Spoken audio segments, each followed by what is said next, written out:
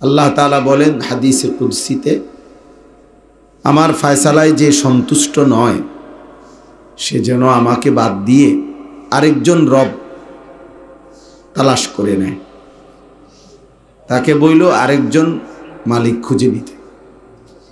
তো আল্লাহকে বাদ দিয়ে আর কি?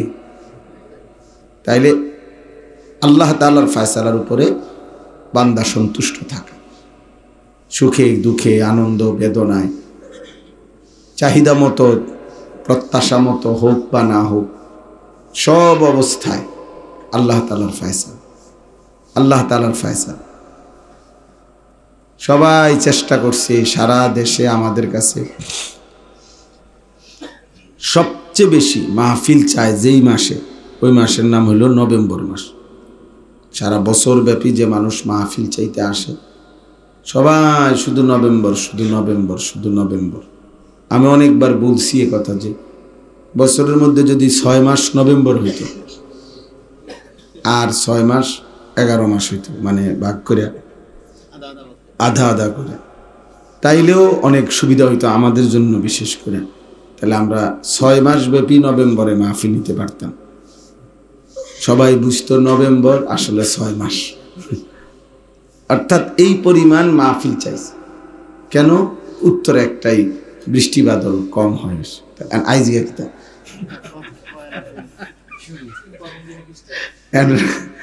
তারারে আজকে বুঝাবে কি?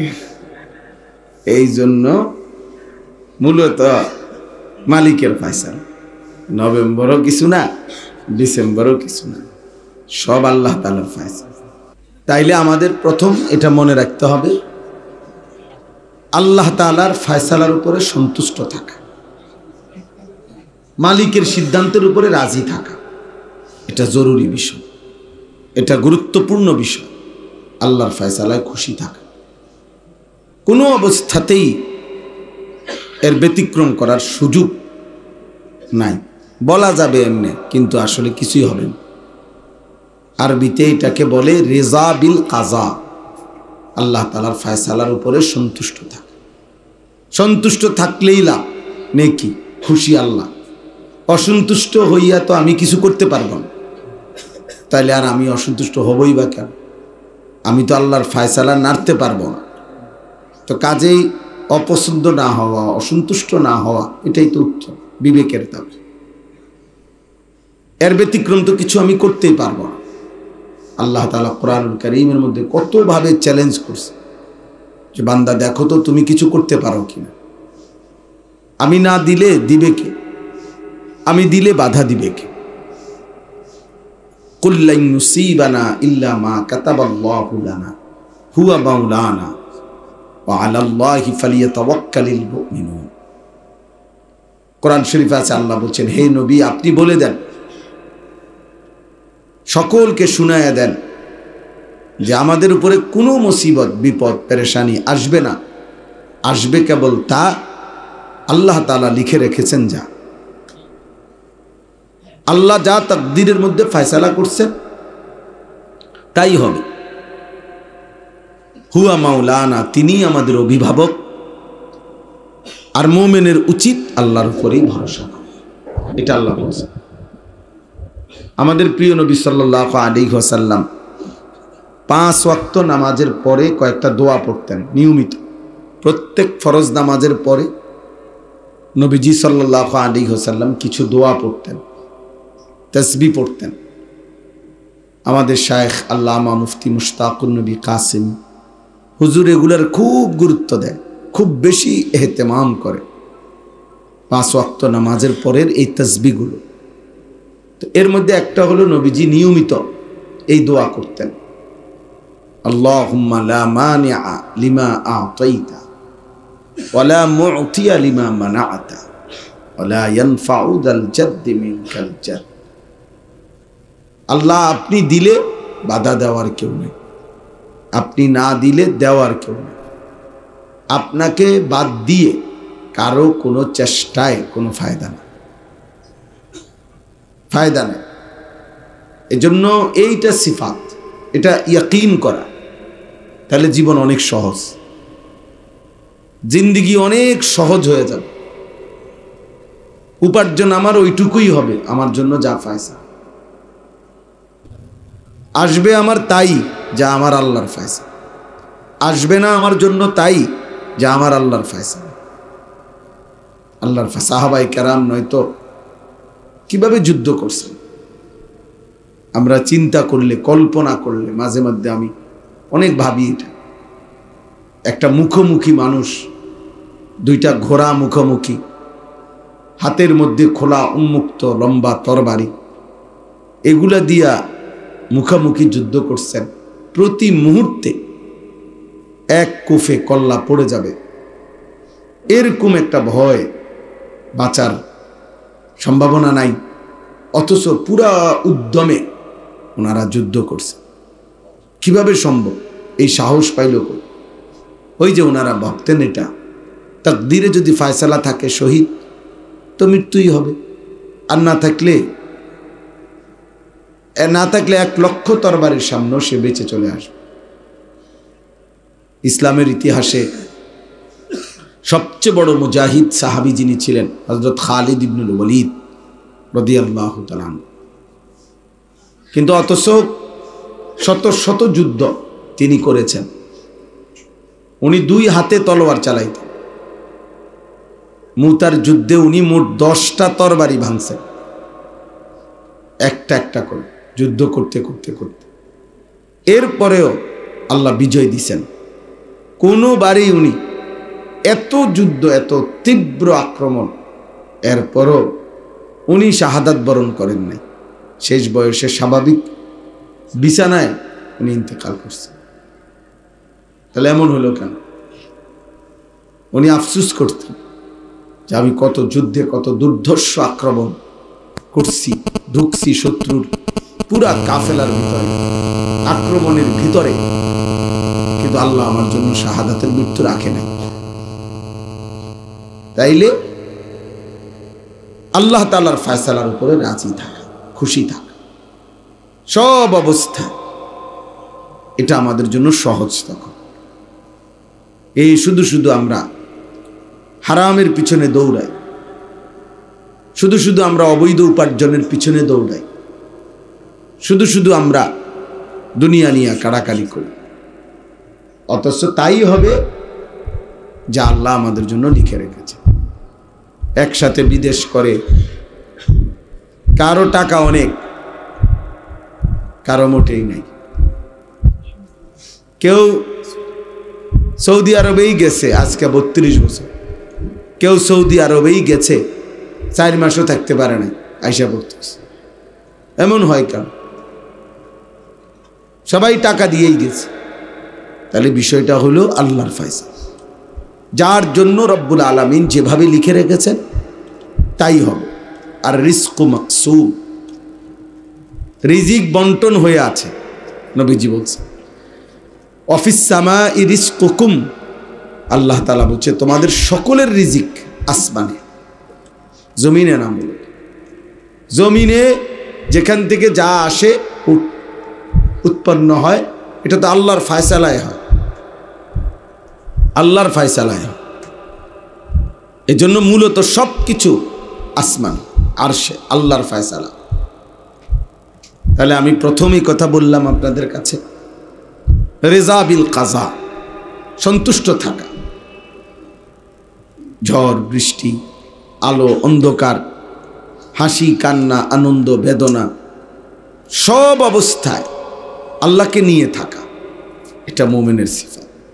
মাওলানা মহিউদ্দিন ভাই কথা বলতেছিলেন, তা আমি আইসাই একটু শুনছি, উঠতে উঠতে একটা সুন্দর কথা বলছে।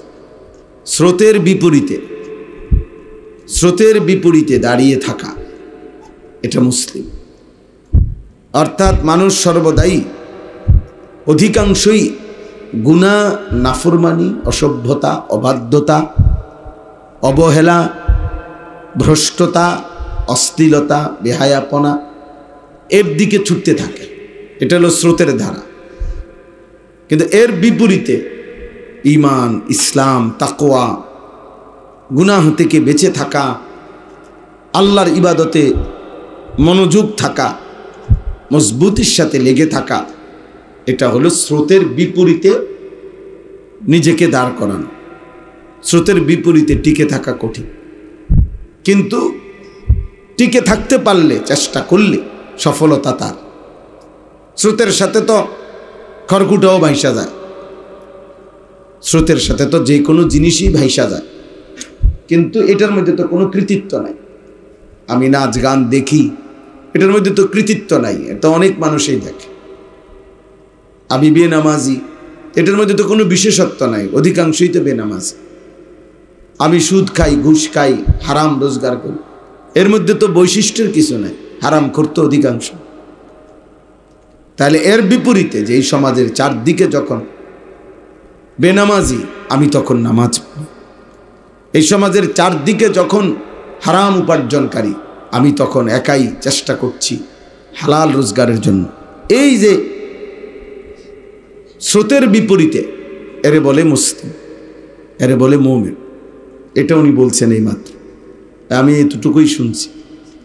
আল্লাহর নবী সাল্লাল্লাহু আলাইহি ওয়াসাল্লাম একটা চূড়ান্ত বিপরীত সমাজে, উল্টা নীতি নৈতিকতা, চরিত্র, আখলাক মানুষের একদম এত নিচে নেমে গেছিল যে ওই সমাজটাকে বলা হইতেছিল আইয়ামে জাহিলিয়াত, অন্ধকার যুগ।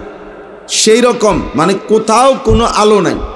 এই আলো মানে চেরাগ, বাতি, কুপি, লাইটের আলো না, মানবতার আলো, মনুষ্যত্বের আলো, ইমানের আলো, আখলাকের আলো, চরিত্রের আলো কোথাও নাই, কোথাও নাই। এই সময় আল্লাহর নবী সাল্লাল্লাহু আলাইহি ওয়াসাল্লাম বাবা, দাদা, জওয়ান, বুড়া, নারী, পুরুষ অবাধে যখন সবাই আল্লাহর নাফরমানিতে ডুবে গেছে, ভেসে গেছে, নবীজি একাই তখন বিপরীতে কালেমার দাওয়াত দিছে, ইমানের ঘোষণা দিছে। এমন এক বাক্য বলছেন, এমন এক কথা শুরু করছেন তিনি 40 বছর বয়সে, যেটা গোটা আরব শত শত বছর যাবৎ মনে হয় শুনে নাই। হঠাৎ তারা অবাক হয়ে গেছে, হায় মোহাম্মদ কি বলতেছ? কিসের আল্লাহ, কিসের আবার কবর, আখেরাত কি? কবর থেকে আবার উঠাবে? কবর পাইব কই?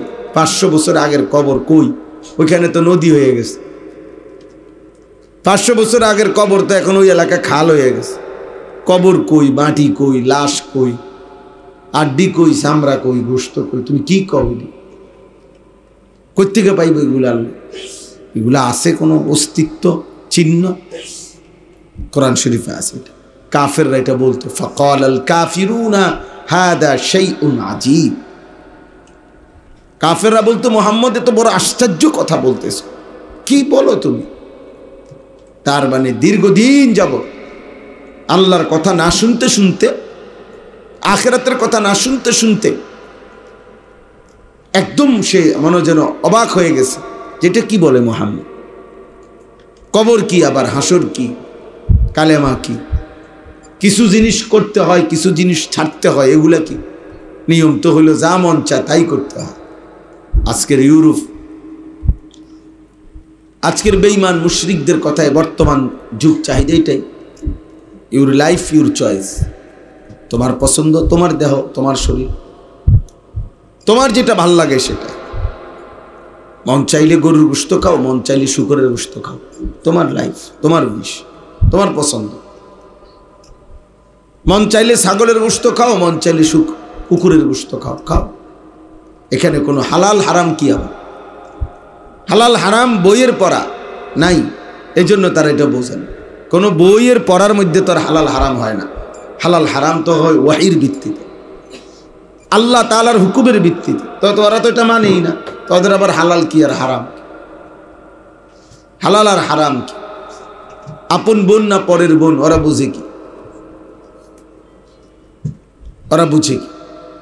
মন চাইছে যত্রতত্র জিনা করতেছে, ব্যভিচার করতেছে, হারাম সম্পর্ক করছে, যেখানে মন চায় সেখানে শুয়ে গেছে, যেখানে মন চায় সেখানেই ব্যভিচার করতেছে।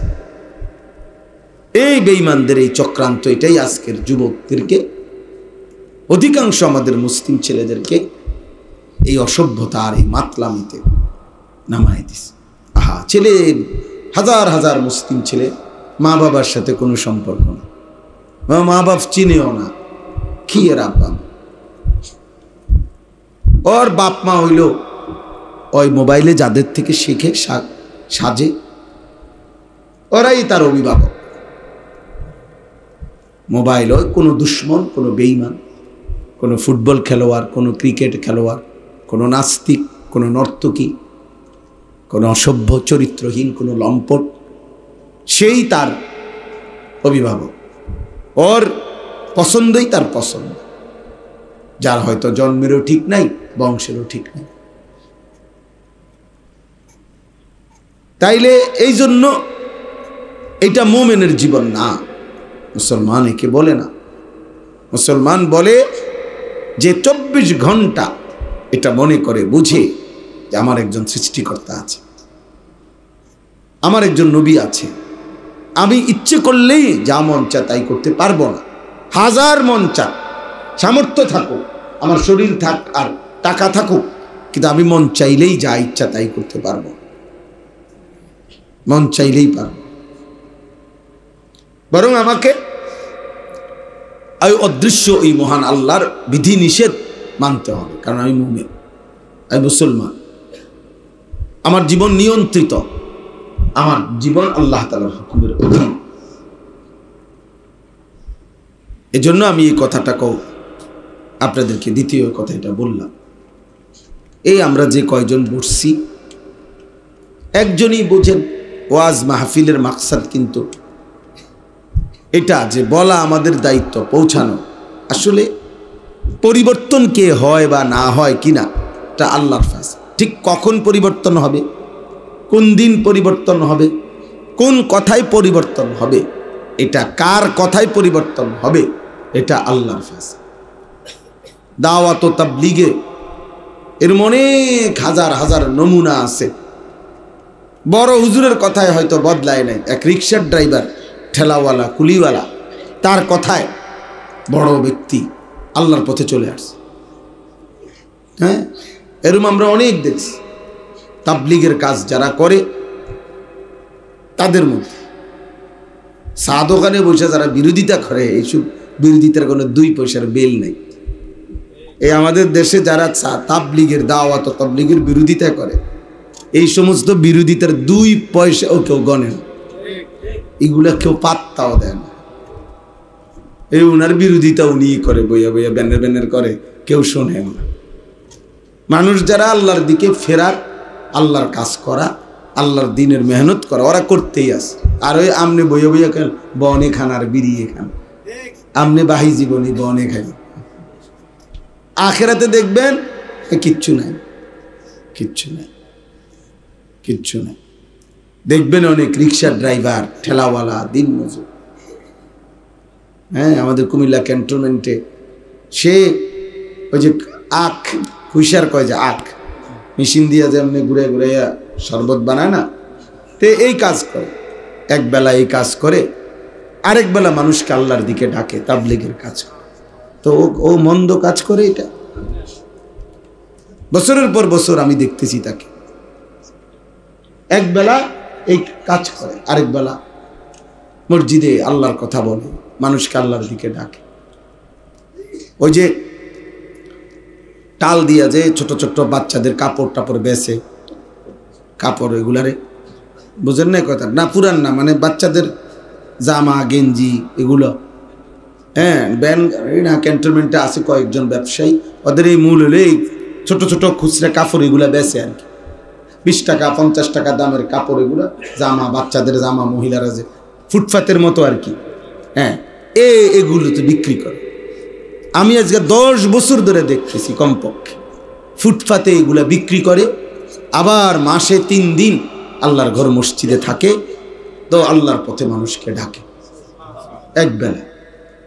তো মন্দ লোক।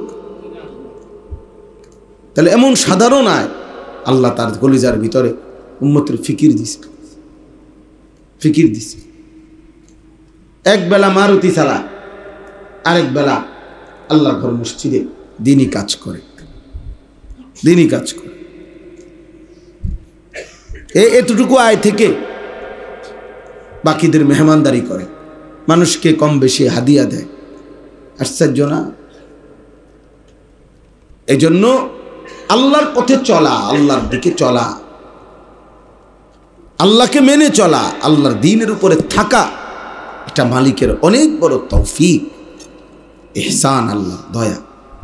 যাকে আল্লাহ চান তিনি তাকে নিজেই তার দ্বীনের পথে পরিচালিত করেন। শুধুমাত্র দুনিয়াবি অর্থ সম্পদ, টাকা পয়সা, সব কোনো ঝামেলা নাই, সব মাশাআল্লাহ ঠিকঠাক মতো দুনিয়া কামাই হইতেছে, আপনি যদি মনে মনে খুশি হন, আত্মতৃপ্ত যে আল্লাহ আমার উপরে অনেক দয়া করছে, আল্লাহ আমার উপরে মনে বেশি সন্তুষ্ট, আল্লাহর রহমতে যে 30 বছরে একটা বিপদ আপদ নাই, যেন দিয়ে চাইছি জমি কিনলাম, মাশাআল্লাহ যেখান দিয়ে বিল্ডিং কাম দিচ্ছি কাম শেষ, হ্যাঁ, কোনো ঝামেলা নাই। আমার ফুটমন কইছি বিদেশ পাঠাইছি, মাইয়া গুলো বিয়া দিছি বালা বালা চাইয়া, হ্যাঁ, বিল্ডিং করলাম, একটা জমি কিনলাম, আরো জমি কিনতে আছি, আল্লাহ ওনার উপরে খুশি। এই অনেক মানুষ এটা ভাবে, বুঝেন নাই? ঘর বাড়ি, অর্থ সম্পদ, জি ফুড, ভাত তরকারি, খানা খাদ্য, জায়গা জমি, টাকা পয়সা, ঘর দুয়ার যে মিলতেছে, উনি মনে করতেছে এতেই আল্লাহ ওনার উপরে সন্তুষ্ট, এই জন্য ওনারে দুনিয়া ভাত খাবাইয়া ফুরাই লাইতেছে। তাইলে বোঝা গেল আপনার কথার দ্বারা যাদের উপরে আল্লাহ অসন্তুষ্ট, তা করে আল্লাহ ভাত মাছ, চাইল ডাইল, বউ বাচ্চা, জি ফুড, বাড়ি ঘর দালান, তাদেরকে তো নিশ্চয় দেয় না। কথা বলেন না? আল্লাহ তো দেয় না তাদেরকে, নাকি? তাহলে এই ইহুদি, খ্রিস্টান, মুশরিক, মুনাফিক, কাফের, বেঈমান, ইউরোপ, আমেরিকা, সারা বিশ্বের, তো এই বেঈমানগুলো কেমনে খায়? তাহলে ওকে খাওয়ায় কে? তাহলে ওদেরকে বাড়ি ঘর, বউ বাচ্চা, জি ফুড, অর্থ সম্পদ, এত ক্ষমতা, এত কিছু দুনিয়ায় কেন দিচ্ছে? তাহলে তা তাদের উপরও আল্লাহ তাআলা আমাদের চাইতে বেশি সন্তুষ্ট নাকি? না, এটাই তো কথা। যার বিল্ডিং যত বড় আল্লাহ তার প্রতি তত সন্তুষ্ট, যে যত বেশি জমির মালিক আল্লাহ তার প্রতি তত বেশি সন্তুষ্ট। তাইলে বলেন, বলেন, সবচেয়ে পৃথিবীর সবচেয়ে বেশি সম্পদ ব্যয় করে বাড়ি করছে যে ব্যক্তি, সে ভারতীয় একজন হিন্দু।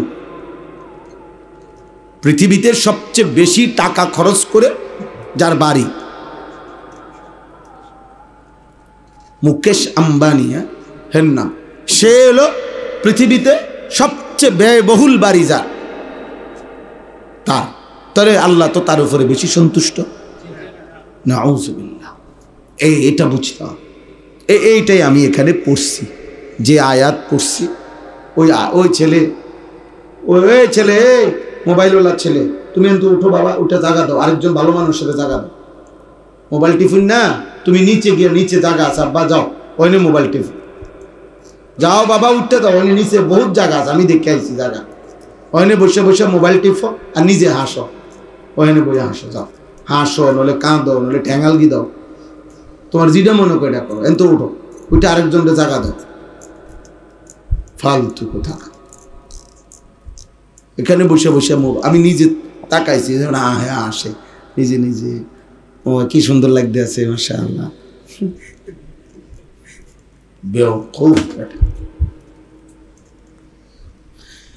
খামখেয়ালি দুনিয়া, কি করছে, কেন খাচ্ছে, কেন দাঁড়ায় রইছে, কি চুল রাখছে, কি প্যান্ট কিনছে, কি হাফ প্যান্ট কিনলো না মারু হাফ প্যান্ট কিনলো, কি মুসলমান আমি না কাফের অনুসরণ। আহা, তোমরা এই ছেলে পেলেদের আমার খুব আশ্চর্য। আরে করে কি? কে তোর মা, কে তোর বাবা, কে তোর আল্লাহ, কে তোর সৃষ্টিকর্তা, কিচ্ছু জানে না, কিচ্ছু জানে না। আহ, কেন নামাজ পড়ে না? এমন সুন্দর ছেলে, সুস্থ ছেলে, সবল ছেলে, কেন নামাজ পড়ে না? মুসলমান, বাবা মুসলমান, মা মুসলমান, ছোটবেলায় বাবা কত দোয়া করছে, মা কত দোয়া করছে, কত হুজুরে দিয়া ছোট বাচ্চার মাথায় হাত বুলাই দিয়ে, হুজুর দোয়া করে দেন আল্লাহ যাতে তারা মানুষ করে, এরকম দোয়া করছে না? সব বাচ্চাই তো এরকম। পানি পরায় নিছে, তেল দিয়া তেল ফেদে ফু দেওয়ায় নিছে। হ্যাঁ, হুজুরে 20 টাকা দিছে, কখনো 100 টাকা দিছে, কখনো হুজুর কুদু দোয়া করেন নাতিগারে আল্লাহ যেন মানুষ করে, এভাবেই। আর এই এত দোয়া, এত কথা, বাবা মার এত স্বপ্ন একটা মোবাইল শেষ করে দিছে। লাখ লাখ ছেলে হাতে ধরে উত্তম মাল, উত্তম সম্পদ আমাদের নষ্ট হয়ে যেতেছে। আর কিছুই নাই, এই শুধু একটা মোবাইল। অথচ মোবাইলের যাই দেখুক মূলত ওইটার দ্বারা তৃপ্তি নাই, কারণ এটা তো আসলে একটা প্লাস্টিক ছবি, ধরা যায় না, ছোঁয়া যায় না।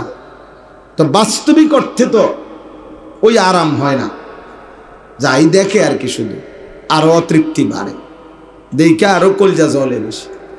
আর এই বেডি, এরম বেডি দেখলাম, এমন অসভ্য নারী দেখলাম, দৌড়তেও পারলাম না, শুইতেও পারলাম না, সাইয়া নষ্ট হয়ে গেল, জীবনটা নষ্ট করে দিলাম। বোকামি ছাড়া আর কিছু না, আহাম্মকি ছাড়া আর কিছু। কারণ এটার থেকে তো কোনো ফায়দা হচ্ছে না আমার, ফায়দা হচ্ছে এ তো ছবি, ছবিও না, ছায়া ছবি। টেলিভিশন, মোবাইল, এগুলোর স্ক্রিনের যেগুলো, এটা ছায়া ছবি বলে, মানে ছবির ছায়া। কোনো মানুষ যদি পানিতে ছবি দেখে, নিজের ছায়া দেখে, তো এইটারে যত ইটে মারুক, এটার গায়ে পড়ে কোনো সমস্যা হবে? তাহলে এটা তো ওই মহিলা না, মহিলা তো এনে নাই, মহিলা তো গেছে গা ভাই, তোমার না নষ্ট করে দিচ্ছে। তুমি তো ওই বেডিতে দেখো না, বেডি তো এখানে নাই, তো বেডির ছায়া না দিয়ে গেছে। মহিলা তো বাস্তব না, ছবির মহিলা তো বাস্তবে মহিলা না, মহিলা তো নাই, মহিলা তো মহিলার জায়গা। তোমারে ছায়া দিয়ে তোমার জীবন শেষ করে দিছে, তোমারে নষ্ট করে দিল, বিনিময়ে সে টাকা কামাই করলো, পয়সা রোজগার করলো। ওই নর্তকী, ওই নারী, হ্যাঁ, তোমার মতো হাজার হাজার যুবককে চরিত্রহীন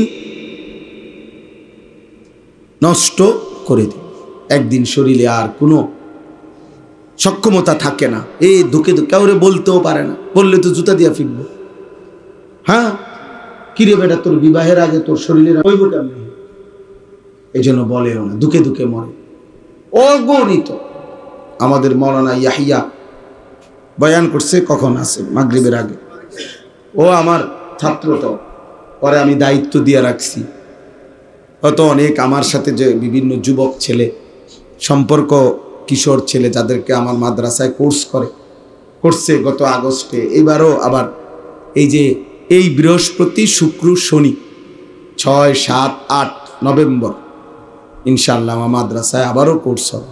শুধু ছেলেদের, স্কুলের ছেলে, কলেজের, ইউনিভার্সিটির ছেলে, 14-15 থেকে 30 বছর বয়স যাদের, তাদের জন্য।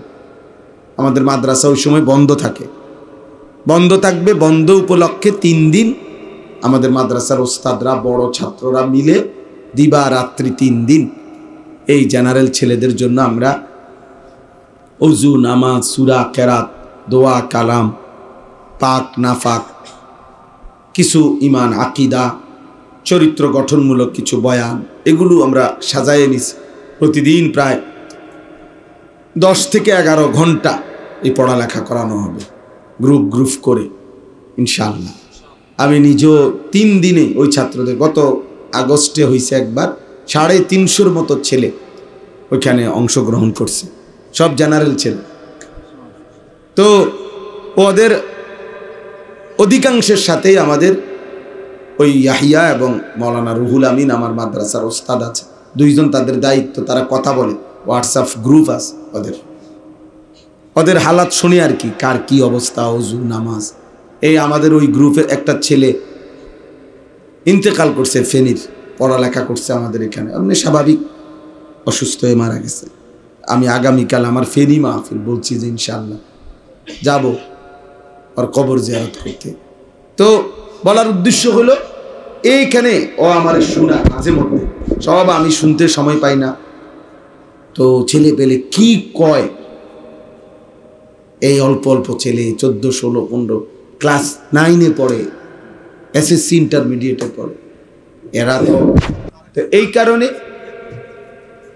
তো ভাইয়া দেখো, আমি অনেক ছেলেদের কথা শুনছি, এটার ভিতরে রেকর্ড আছে, মানে চরিত্রহীনতার এত জঘন্য কথা বলে, এত নোংরামি, ছেলে মেয়েদের এত নোংরামি,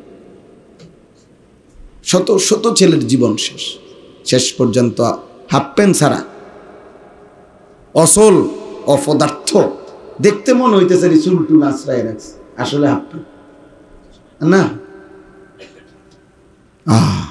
দুকে দুকে মরে, দুকে দুকে। আখেরাত তো শেষ হবেই, দুনিয়াও শেষ, আগামী জীবন আর। তখন ওই সমস্যা, বউ বালানা, এই বালানা, আমনো যে 6 নম্বর, আমনেরও যে টেম্পার নাই, মেয়াদ নাই, এই খবরটা তো নাই, বুঝেন না? গুনাহ, অসভ্যতা, অশ্লীল নারীর ছবি দেখতে দেখতে নিজের শরীর নাপাক করে হারাম, তো এখন দুজনে হার শেষ। আল্লাহ আমাদেরকে হেফাজত করেন। এজন্য আমি ছোট বড় প্রত্যেক মজলিসে এটা বলি, আর একটা ছেলেও যদি ফিরে আসে তার ভালো, তোমার জন্য তুমি ভালো থাকো, আল্লাহ তাআলা তোমার সব চাহিদা পূরণ, ক্ষুধার চাহিদা আল্লাহ পূরণ করে খাবার দিয়ে, পানির চাহিদা তৃষ্ণা আল্লাহ পূরণ করে পানির ইন্তজাম করে, মানুষের মনের চাহিদাও, লজ্জাস্থানের চাহিদাও আল্লাহ তাআলা হালাল স্ত্রী, বৈধ স্ত্রীর মাধ্যমে পূরণ করে।